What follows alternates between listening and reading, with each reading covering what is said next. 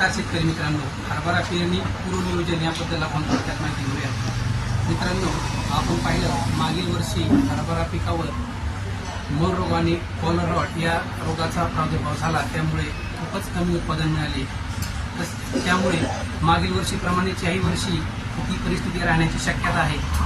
बऱ्याच ठिकाणी पाऊस हा जास्त प्रमाणात झाला, त्यामुळे हरभरा पिकावर मोर रोग आणि कॉलर रॉट याचा प्रादुर्भाव हा खूप मोठ्या प्रमाणावर होऊ शकतो. त्यामुळे मित्रांनो, आपल्याला बीज प्रक्रिया करणे आवश्यक आहे.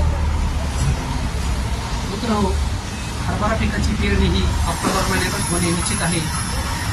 याच दृष्टीने वाण निवड असेल, बियाणे निवड असेल याचे नियोजन करणे आवश्यक आहे. वाणाची निवड करत असताना आपल्याला जमिनीचा प्रकार, पाण्याच्या उपलब्धतेनुसारच आपल्याला हरभरा वाणाची निवड करायची आहे, पेरणी करायची आहे.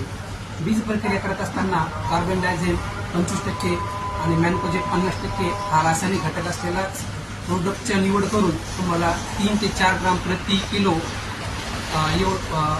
वापर करून बीज प्रक्रिया करायची आहे. किंवा थायमिथाइल 45% तुम्हाला 2 ते 3 ग्राम प्रति किलो याप्रमाणे वापर करायचा आहे. तसेच शेतकरी मित्रांनो, ट्रायफ्लोक्सासिलोबिन नावाचा घटक 13% तुम्हाला 1 मिली प्रति किलो याप्रमाणे त्याचा वापर करून बीज प्रक्रिया करायची आहे.